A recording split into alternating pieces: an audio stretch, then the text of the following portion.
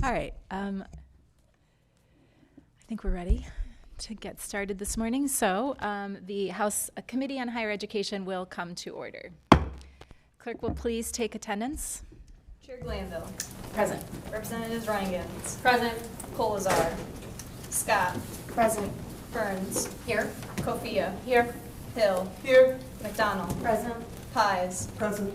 Vanderwall. Present. Paquette. Here. Zorn. Here. Bruck. Brock, present. DeSena. Present. Madam Chair, you have 13 members present. You have a quorum. Thank you. Representative Reingans moves to approve the minutes from the April 12th meeting without objection, so ordered. And with that, we'll go ahead and get started. So we have a couple of presentations this morning again, and so just to give you a little preface here, what we're planning on, as we're all aware, there are two main factors that come into play when a person is considering taking advantage of training and education offered at the post-secondary level. And those two things are generally accessibility and affordability. So over the last couple of months, many of our partners have shared data related to accessibility. That is like the types of programs that are offered, who actually attends, where there are gaps to consider, and so forth. We've heard about partnerships between schools, colleges, and universities that address the accessibility question by providing a variety of avenues for enrollment in certificate and degree programs. So we've been exploring that topic. We've also heard a fair amount about the second factor of affordability, and today we're going to take a little deeper dive into the programs the state provides that support families and prospective students in creating a financial plan for post-secondary options. So while families and individuals, they can set financial goals, the gatekeeper, and we've talked about this a little bit, to attaining support oftentimes is the FAFSA. And we've gotten into the weeds a couple of times on this topic, so I just thought it would be helpful to provide a little clarification before we start today. Just a reminder that the FAFSA, it is the free application for federal student aid.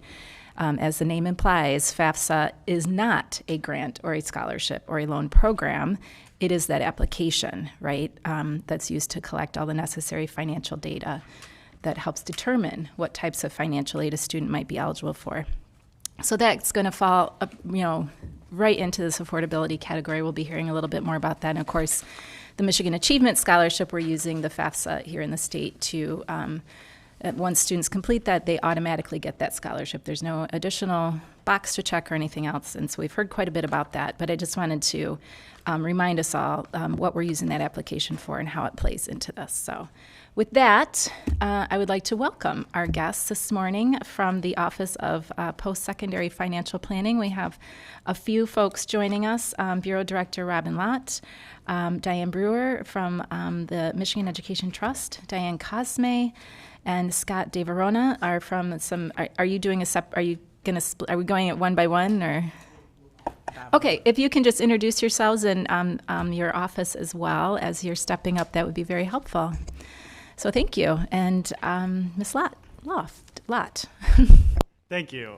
My name is Rob Mass. I am the legislative liaison, one of the legislative liaisons for the Michigan Department of Treasury, and really excited to be here today with our Office of Post-Secondary Financial Planning to talk about all of the programs that we administer through the Department of Treasury that help,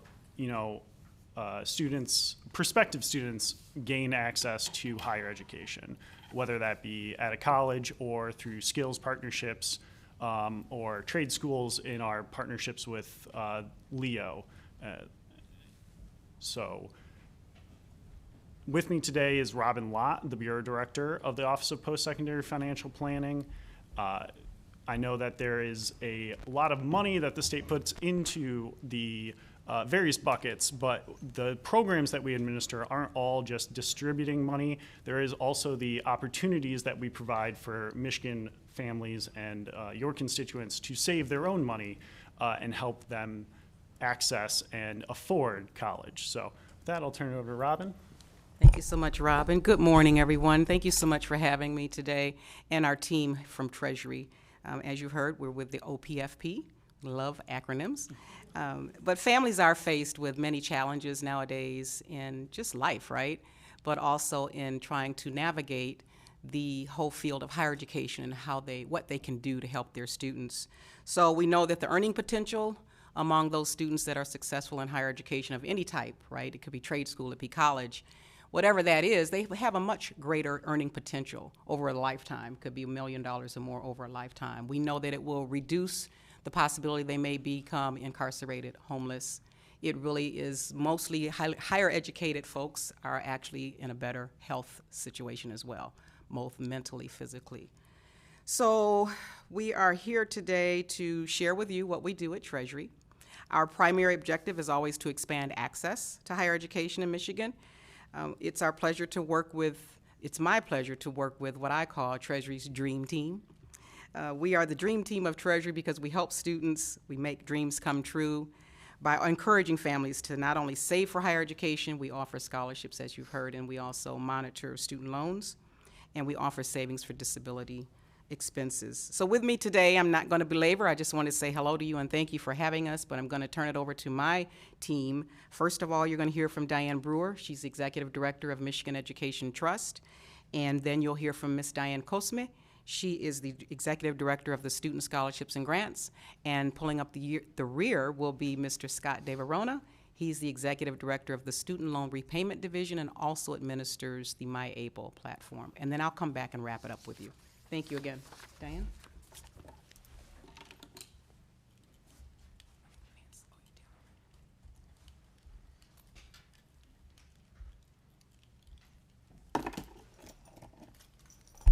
Okay, thank you for your time today. I am Diane Brewer with the Michigan Education Trust and also the Michigan Education Savings Program. Just to clarify, the programs that I'm going to be talking about are college savings programs.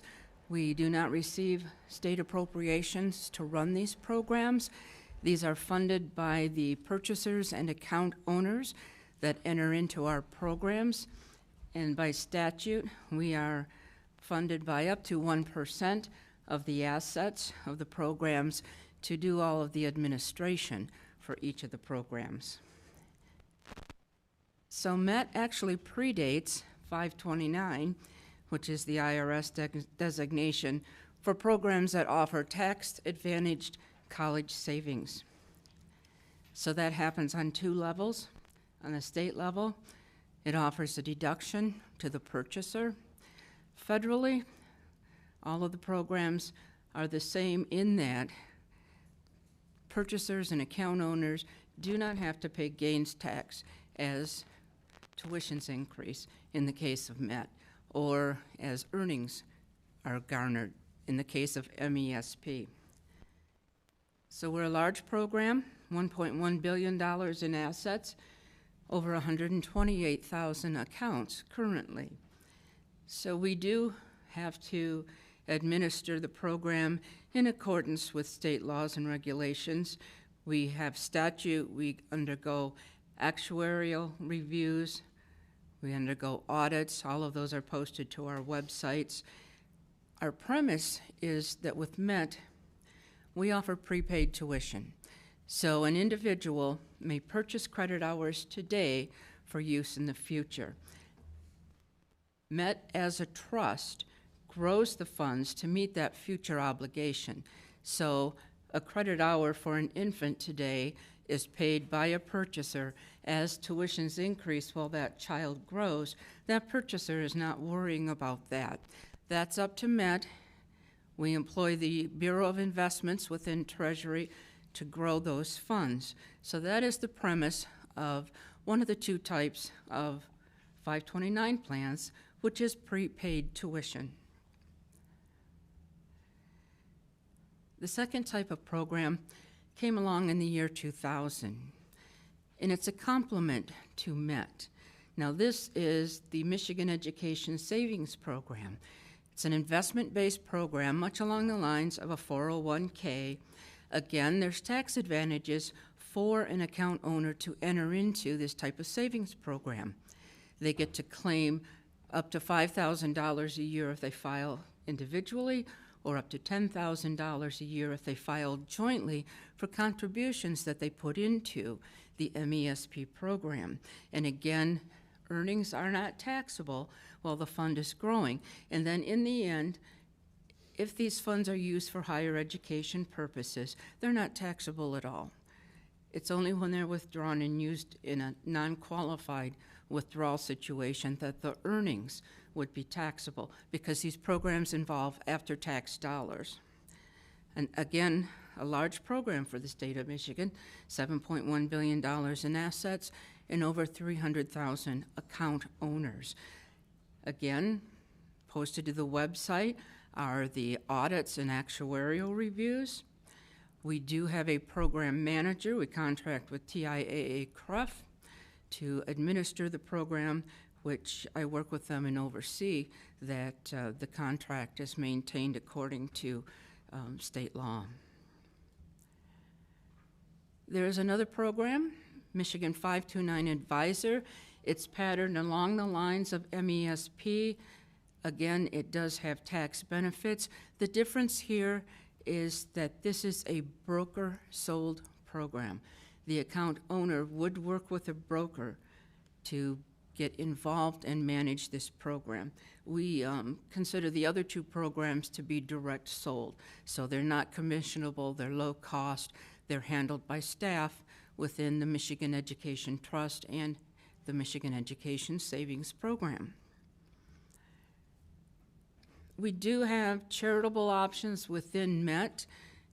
In 2008, we started offering contracts at a reduced price for businesses, organizations, and community foundations. If they want to purchase these and award them as scholarships, that's what the program is there for. We've got, several groups that use this. We award Gear Up contracts, using this program. And just, we put Carrollton Schools in there because they're one of the entities that has purchased MET contracts for some of their students. And to wrap up our charitable function, since 2012, we've had a scholarship, the Fostering Future Scholarship Trust Fund. The basic premise is this scholarship is available to youth who were previously in foster care and now are enrolled in Michigan public institutions.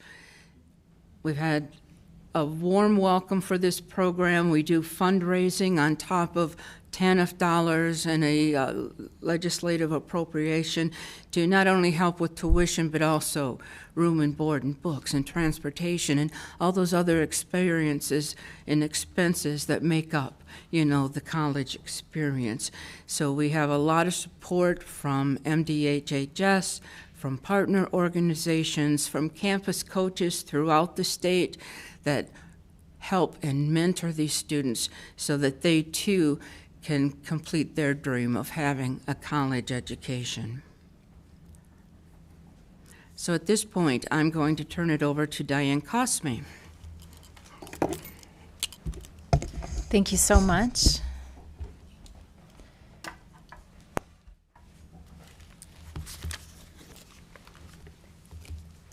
Thank you, and good morning, everyone. Really appreciate this opportunity to speak with you.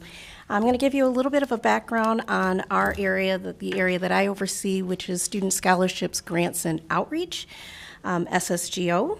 As Robin said, we do like our acronyms. And just to give you some background of what we do in SSGO, we work in that post-secondary space of supporting our students and families and how to navigate access into that space and affordability to college and success and completion of the certification, the degree, whatever interest the student may have in pursuing. There's a lot of information, and I will say with my experience and having had 18 years in a financial aid office prior to coming to the state, I work directly with students, so this is understanding the student as an individual. And I think in that space of working with students and trying to best find what resources are available for them to be successful, looking at the student at an individual level and understanding when it comes to financial aid, many times the response to a student's question is it depends, and then you have to dig in. and you have to figure out what is the pathway for this student and what best makes sense and how can we support them. So that's what we actively do on a daily basis. We work with our high school counselors, we work with the financial aid professionals at our participating institutions, we work with our stakeholders in the community to really make sure they understand what resources are available, what our programs are, because we have many, and I'll show that on a slide coming up here. But to understand how to navigate that space and how these awards can be used to assist the student in affording that. And also working with them in that process of completing the free application for federal aid, which is so essential to this process. And I think this year, more than ever, has been the emphasis, especially with the Michigan Achievement Scholarship, it is that emphasis on the completion of the FAFSA and how important that is to the student.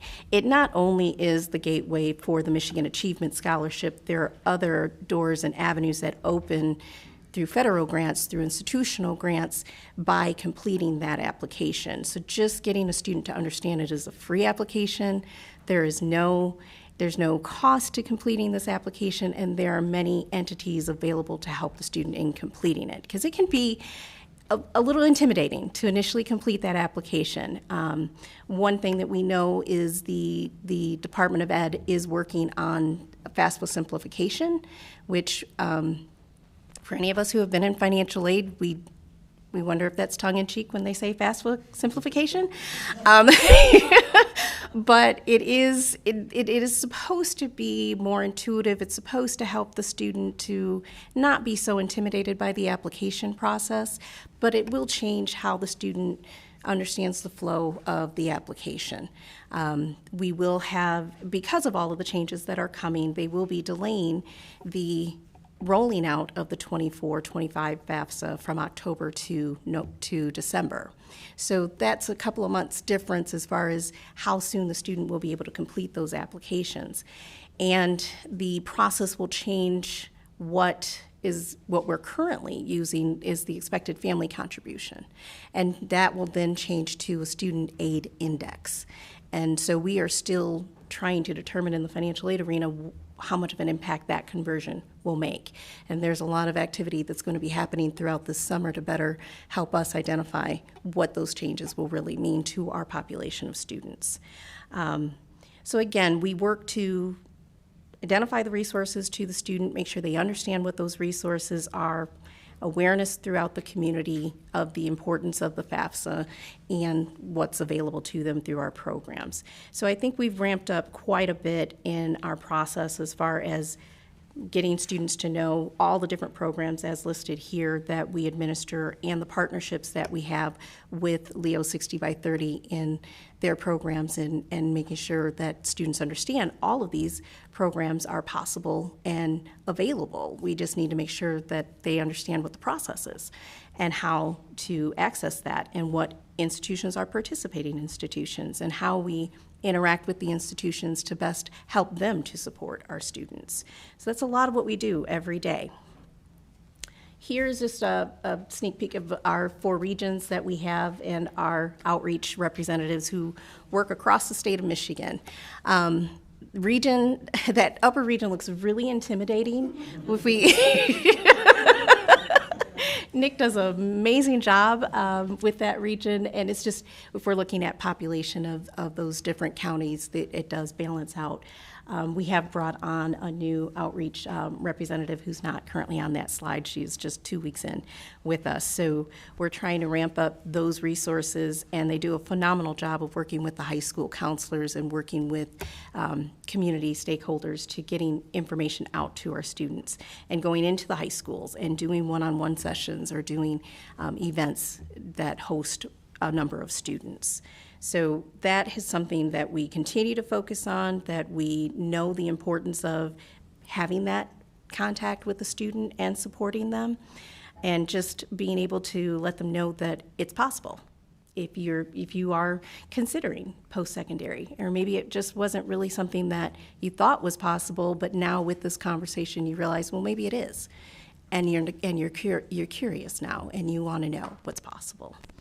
So we continue, like I said, to support our students and families. That is what we're here for, to make sure that they have the access that they need to post-secondary and higher ed so that they can be a contributing member to our society. And it's a win-win when we support our students and they're successful. So I thank you again for the opportunity to present. Thank you for being here this morning.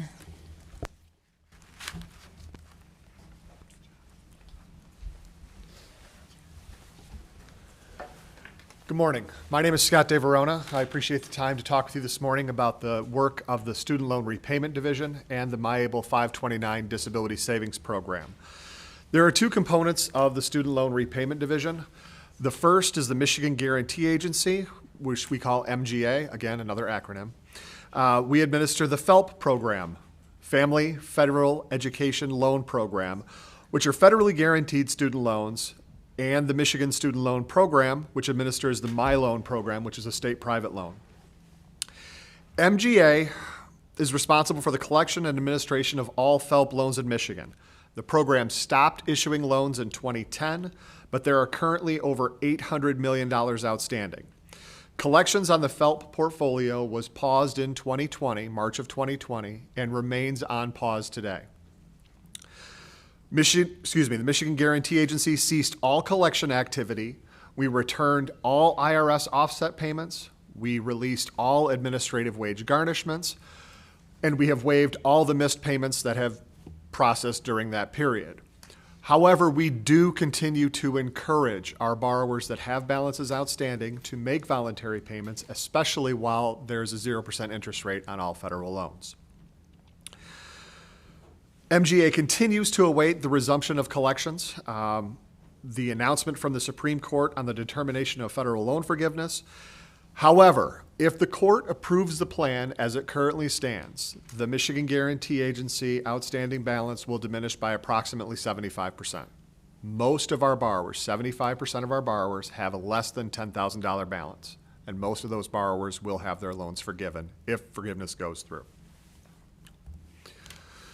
The second component of the Student Loan Repayment Division is the MyLoan program. MyLoan was a state of Michigan funded private loan portfolio that ended in 2010. Our staff currently assists delinquent and defaulted MyLoan borrowers with repayment options up to and including our rehabilitation program, which allows them to get their student loans back into good standing. We have over $35 million still owed to the state of Michigan. Our staff averages over $100,000 in monthly recoveries, and it continues to assist borrowers needing assistance. Many of our current SLP staff came over from the MGA staff when the payments went on pause. Okay, so you saw the initial part of our presentation was about saving. Second part was about applying for colleges and getting students scholarships, grants, and applications. And then the third part was me talking about loans and repayments. We also have another component within our bureau or our office that is the MyAble Disability Savings Program. Disability Savings Program in Michigan was established in 2016. We were the 5th state in the United States to have a program. We have opened over 4,500 accounts, and we have just over $42 million in assets.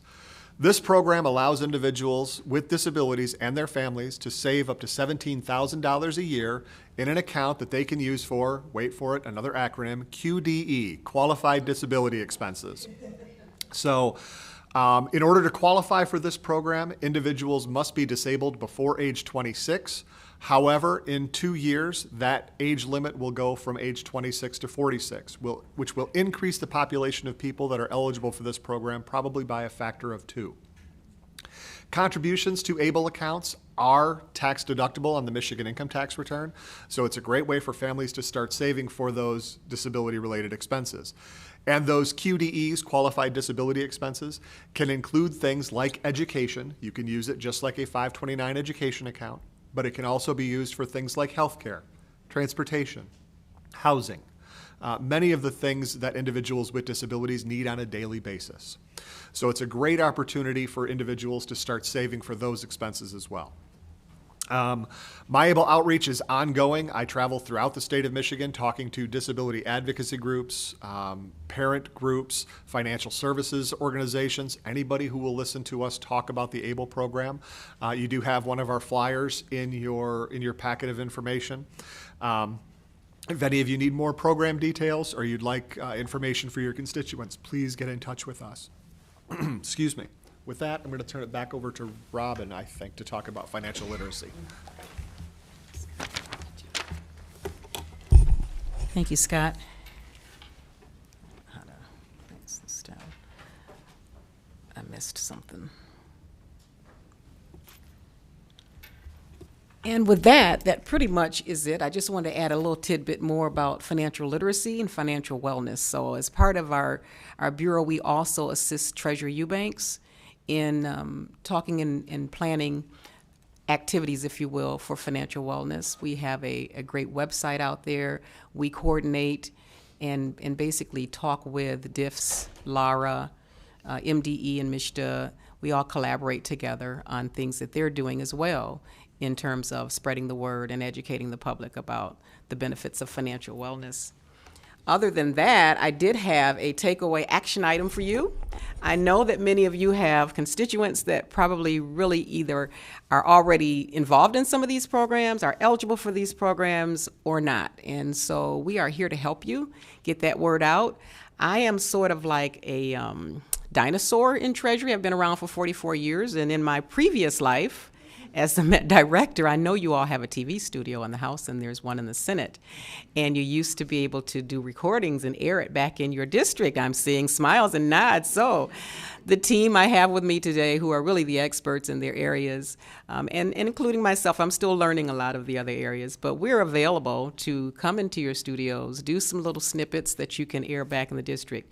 Alternatively, each of the areas have some type of 30-second PSA, or, you know, an opportunity where we could come out to a town hall if you so desire, or just provide you with some brochures. Maybe you're having an event and you'd like to spread the word. I'm still old school in paper, so still got a lot of paper, but we also have many, if not all of our materials electronically as well. So if you're sending out an e-blast, or if you have your newsletters, we could give you something, you could just cut and paste it right in the newsletter. We'd like to make it as easy for you as possible. We also work, and I have to give a shout out to our partners, MASU, Mike, who I think you've heard from many of them, MCCA, CEPI. There's so many acronyms I can name off to you. But we all collectively, come together and work together for the good of the cause and to really help our families navigate, again, the very cumbersome process of higher education. We didn't want to take up a lot of time because we were hoping you have questions for us, so we are here to answer any questions you may have as well. Well, thank you so much, Ms. Slatt. This has been very helpful. I know this is a topic that, you know, like I said, we've kind of circled around in our previous presentations, and so to have you all out here to really highlight and outline all of the existing financial aid programs in the state is really helps put the puzzle together. So we have a couple questions lined up, and I have just a couple of things I wanted to touch on. First, with the My Loan program, I just wanted a quick clarification of when that program closed. I didn't quite catch it. Was it 2008 or 2010? The slide, I think, was inaccurate. I think I didn't give him the right slide to give you guys, so my apologies. I think the slide's at 2008, but Scott, you said 2010. I apologize. 2008 was the Okay. end of the My Loan program. 2010 was the end of the FELP program. Gotcha. So if Okay. I've spoken correctly, I apologize. Okay, The great. slide was correct then. Thank you. And then the other, one of the questions I had as a quick follow-up, and let me find my note here, had to do with staffing, particularly around that outreach to the 4 regions in 1 state. Are those folks listed there? You said there's one person who's being added to that. So is that an addition or is that a change? So are we still at 5 or are we moving to 6? It's an addition. Okay. And do those folks have staff under them, or are they working independently to do all that outreach? They do not have staff under them. We do have 2 student assistants that assist. Okay. And then we work throughout with our program coordinators and our customer care center to sort of coordinate those efforts with outreach. Okay, great. Thank you so much. And then with that, Representative Reingens. Thank you, Madam Chair. So I had a question about the MyAble program. I was wondering about the disability definition, and then I saw in your brochure that you listed the definition. And it looks like it's a little bit more flexible to be defined as disabled for this program than it is for SSDI, for example. Absolutely correct. And then it looks like you're changing the age, which would then make more people qualify for this. And I'm wondering if somebody is injured at work and is now disabled from that particular job, would they qualify for this as a way to qualify for savings to help pay for possibly associated costs of retraining for being able to do a different job? Okay. Let me first remark, I'm not changing the age. The federal Congress changed the age. So that wasn't a Michigan program, that wasn't us. The answer to your question is yes, as long as they become disabled prior to age 26 currently, 46 in a few years, they would qualify to have a savings account in this program. And yes, retraining or any type of employment training is a qualified disability expense for the ABLE statute. I'm saying to be defined as disabled if they are injured in the workplace and through that workplace compensation program are defined as disabled, does that qualify? Because I didn't see that listed necessarily here. The 3 qualifications to qualify for disability with the MyAble program is eligible for SSI or SSDI, or a condition listed on the Social Security Administration Compassionate Allowances List, another mouthful, or a doctor's certification. So the answer to your question is, if they qualify through a doctor's certification, then yes, they would qualify for the ABLE program as well. Yep. Thank you. And Representative Pies. Thank you, Madam Chair. So the one program ended in 2008 and the other program ended in 2010. So are you saying these students are still paying off their loans 15 years later? Yes, ma'am, I am. And, okay. Yes. Yes, ma'am, that's fine. So I had, 30 years ago or something, I had a student loan, and at that time, I recall it was 25 years to pay off. So I'm wondering how much longer these students, as I recall, if you didn't pay all of it off after 25 years, then it was just ended for them. They no longer were required to pay everything off, but in the meantime, you had like wage garnishment, and are those things still? So let me take you back to pre-COVID. Okay, pre-COVID, I had a staff that was responsible for collecting on all defaulted federal student loans, which means those are individuals who stopped paying on their student loans, and they went out of repayment, they went through delinquency, and then became defaulted loans. And it's at that point that we start more aggressive collection activity, up to and including wage garnishments, IRS, things like that. So no, not every borrower goes through that. Most people pay their loans off within 10 years. It's the people that stop paying that we collect on, those people that are in default. Okay. So what I think you're alluding to is the public service loan forgiveness program, which has greatly expanded in the past 2 years, in that anyone who works for a nonprofit organization or any type of public service gets their loans forgiven after they have made 10 years of qualifying payments. And that program, and once again, that's a federal program, was hugely, it was very, very slow to ramp up, but has now become hugely successful to the tune of like 600,000 borrowers have had their loans forgiven, including 2 members of my staff. Oh, okay. And I'm sorry, I can't find the other question. Thank you. We can come back to you. Do you happen to have data on those defaulted loans? How many of those are students that didn't complete? We do not have that information. We Is- don't, all we know is the dollar amount and the person who owes the money. We Uh-huh. don't know what their completion status was. We don't have that information. It's not part of the record. Okay, thank you. Minority Vice Chair Vanderwall. Thank you, Madam Chair. Thank you for being here. A couple just quick questions, just for clarification on my part. 529, as a grandparent, we've opened accounts for our grandchildren, so we can claim up to $10,000 a year. Is that on your state taxes, correct? Yes, that's correct. Now, under the My Able, I see that we can do the same, but there's an actual charge for that one. I see that it says all fees are assessed quarterly against the account, anywhere from $45 to $60 annually, plus a 0.28% or 0.33%. Is that on the same as the 529 also? It's a little bit different. For the 529 college savings plans, let's see, under the MET, it's less than 1% that is actually not charged technically, but is what's used for administering.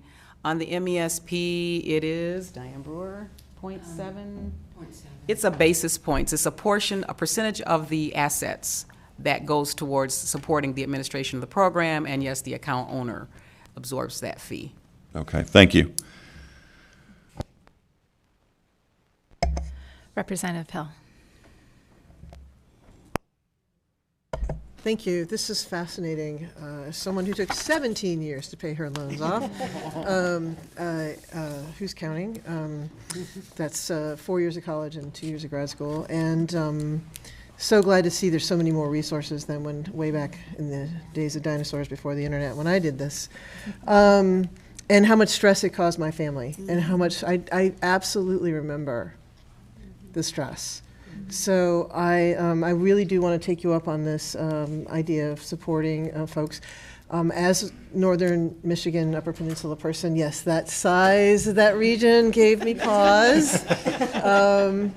And so, yeah, I'm eager to hear about how that is. We can talk offline about how that works and what we can do to help support more. I had a question in terms of my husband is a special ed teacher, so the things and like autism and other kinds of disabilities. I'm just wondering, could you maybe give a little more detail on that? We had that list of definitions on disability, but could you just expand a little more? Because it's my understanding that special ed is a very large program in our state K-12, and how those two systems are interacting. So the answer to your question on eligibility is yes, it is intentionally broad. They did not want to limit the definition of disability to, for instance, Social Security's definition of disability, because they knew that there were those, for instance, autism is a great example, where the face of autism has so varied. And they intentionally wanted to keep it that if a physician will attest and will stake that this person has a disability, that's good enough, even if they don't qualify for Social Security, even if they don't qualify for medical disability. That a doctor saying this kid has a disability that's going to impact their life, that is enough for us to open an ABLE account. So yes, I have a number of kids who have opened accounts, parents who have opened accounts for individuals with autism. And yes, if you have constituents who have an IEP, an individualized education plan, that most likely qualifies them for an ABLE account. Fascinating. And then what do you think in addition to this question of outreach, are there other policy ideas that you think we need to be teeing up or thinking about at this time? Or do you really want us to just focus on, this was not set up beforehand, I want you all to know. So what would be the items to help for us to think about? I really believe that helping get the word out, because so many people are consumed and over inundated, if you will, with the marketing things that are coming at them this day and age, not to mention the other things that we turn on our TVs and really distract us. So yeah, I mean, I could probably keep you here all day and say, yeah, would you do this? Would you do that? But just helping us spread that word and inviting some of our folks out. I will say, Diane Brewer and I came up to the UP, was it right before the pandemic? Yeah, in April. We had made it our business to come up there every other year because, hey, they're part of the state too, and we need to be up there and try to get folks to save for college. And so we scheduled it in April, and we got snowed in. We were snowed in, and when I saw the news that they had closed the bridge, I just started praying, Lord Jesus, get me home. So, but we did not let that deter us. We didn't let that deter us, but literally we have a team on all three sides of this business that we don't hesitate to come out and shake hands with your constituents and help them understand, because really a lot of it is information. It's so much information, it's almost overwhelming, right? So it doesn't have to be an event where all of us are there. It could be a college savings event. It could be a My Able event. It could be a SSGO event. And that way you're feeding that information to them in smaller components and probably more likely to get them to really focus on what you're doing. We know that in this industry that one-on-one, face-to-face really is very impactful. And so while we're all of this wonderful age of Twitter, tweeting, and all that wonderful stuff, to get a person to sit down and actually focus on it, I think is the most productive, if you will, thing that we can do to try to really engage our families. So you asked. Thank you for that. And I think this committee process is a great example of what you just said. Yes. Many of us have heard or seen, or maybe this has floated in our, somewhere out there around us, but to sit down and hear it just, really demonstrates the details and how important it is for that process. Rep. Paez, did you remember your question? I did. I found it highlighted. Thank you. You had mentioned in the charitable tuition program, you had mentioned Carrollton Schools, and I wasn't quite sure I understood about that. It sounds like schools can become involved in this, and I thought it would be helpful if you could explain a little bit more. Thank you.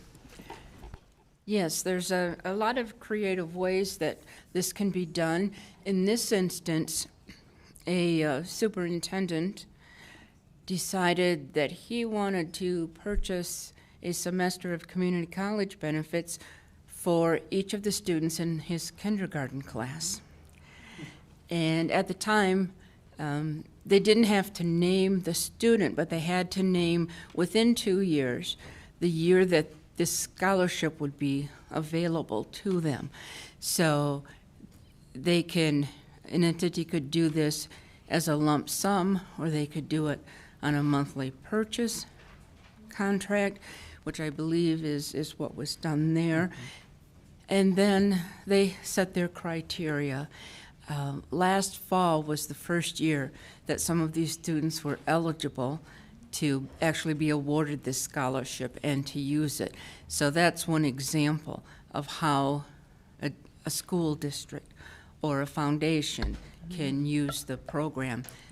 A business would have to name the student at the time of purchase, and the big stipulation is that the student cannot be related to the business owner. It might be something that they're doing for an employee, but not for their own child.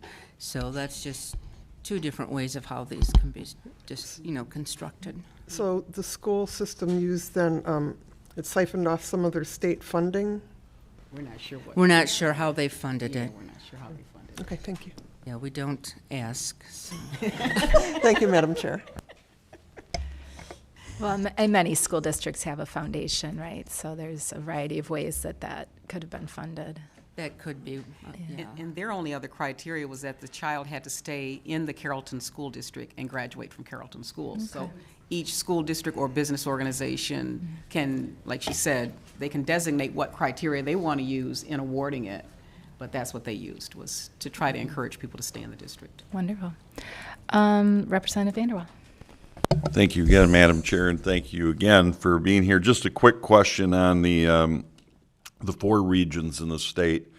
And my curiosity is there a specific amount of dollars that are allocated for each region? Or is it just on an as-need basis, and do we have those numbers? No, it's as far as the region, this is really the communication strategy for the outreach representatives to get to those counties, get to those high schools, get in front of the students and the stakeholders in the community to provide the information on our programs and provide any resources that they might need as far as information on how to navigate the post-secondary. So it's not region. I couldn't say this is how much is for this region. It's really, we have this team that focuses on their regions, and we have representatives assigned to regions, but they all share the state of Michigan, so they will work together to go to college fairs and go to community events to provide information on our programs to the students. Very good. Do we know what the student count is, or the average, or what percentage of the students in these regions go to college? I don't have that number offhand. What I will say is this morning I ran our FAFSA completion numbers as far as for the class of 2023 for our graduating high school seniors who have a qualifying EFC for the Michigan Achievement Scholarship, and we are nearly at 36,000. Mm-hmm.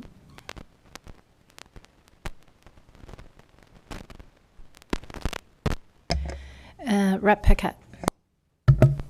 Thank you, Madam Chair. Thank you guys for your presentation. Just kind of wanted to follow up on the question of the chair with completion rates in mind. On your paper, it describes that the requirements for receiving federal aid or financial aid are about being enrolled and achieving the progress, satisfactory progress in the standards of the institution. So I think in a prior committee we also had the independent colleges come in here and describe that our low-income students have less than a 50% completion rate. And so is that just a difficult thing to track, or do we need a law to do that? Because in terms of issuing the aid, that's all fine and good, but if kids aren't completing the program, I feel like that's a disservice to them, especially our low-income students. So is that a difficult thing to track, or is there a reason you guys don't track completion rates? It is something we would have to we are in collaboration with CEPI that provides that school that information we need. We just actually are bringing on a staff member that is a specialist to help us with those numbers, to really dig into those numbers, not just the utilization of our programs, but the outcomes. So that would be a coordinated effort between CEPI, MDE, and our area to just determine that information. I know that there's information that CEPI already provides on some completion rate information, but it's tying in our programs to see how many of our students that are utilizing the programs are also completing or their programs. So I do believe that's something we would have that information available. We need to work in conjunction with those entities. Thank you. Yeah, I think that would be useful information. I think some of our other groups have actually talked about completion rates too, and I feel like somebody might have some of that somewhere. So we can maybe circle back and, like I said, pull our partners together and dig into that, because certainly, that's part of the goal as well, right? Yes. I believe that's part of the 60 by 30 goal. Absolutely. And I think, just as you say that, I just want to add to the collaboration that Robin had mentioned as far as with our stakeholders with MASU, MICU, MCAN. Mm-hmm. All of those are entities that are trying to support our students, and we are part of that collaboration with them to dig into those numbers that you were mm-hmm. referring to, and really trying to understand the benefits of our program, how we can strategize our outreach plan on what areas of the state maybe need more information, need a little more support, trying to access those areas when we identify maybe a best practice, and trying to get information to students and sharing that with our areas in the state and in the regions that seem to have more in completion rate issues, or just we're not seeing as much engagement with FAFSA completion in some areas. Mm-hmm. Yeah, and we've talked about that a little bit too with the Michigan Reconnect and some of the wraparound grants that come with that. I think you mentioned, there are other expenses, right? The transportation and other things that become barriers to completion that are outside of affordability. So it brings us back to the accessibility question a little bit. All right, I think we have one final question. Rep. Kofia? Thank you, Madam Chair, and thank you for your presentation today. So I am also interested in the accessibility, particularly in rural Michigan. I'm in this region, the huge, basically top half of the Mitten and the Upper Peninsula, and I'm thinking about, one of my counties, for example, has, I think, 6 high schools. It's a population of 20-some thousand people, Leelanau County, and others, multiple high schools. So I was looking at Nick Messing and thinking he has a really big job. How do you interface with so many rural high schools? Do you what sort of team does he have available, and how do you make sure that you're actually able to connect with so many rural high schools? I realize lower population, but still many rural high schools, and getting those kids hopefully plugged in for some college student aid. A lot of times, pre-COVID, we were doing a lot of obviously in-person events and planning, and he would do essentially a tour of the UP. He'd make sure to get in touch with with the schools and see if he had availability to access to provide events. We've really engaged larger populations through virtual events. We have really made a lot of the programming that we used to do in person, we have now are offering in virtual platforms. And we've actually seen a high engagement of participation with our webinars, which is our financial aid one-on-one webinars to provide information to families and students on the process. And we'll definitely continue those engagements. And as I said, Nick is the representative for the region, but all of our representatives, if there are more programs and maybe Nick is not available, we have our other representatives that can offer and assist. And we'll reach out to our community partners too to see if there's a community college and their financial aid office that can offer and assist, and we try to collaborate that way. And keep in mind, we're constantly reviewing our team structure and the demands that's on it. So there's always room for us to make changes in the future, to add additional team members if we need to in the future.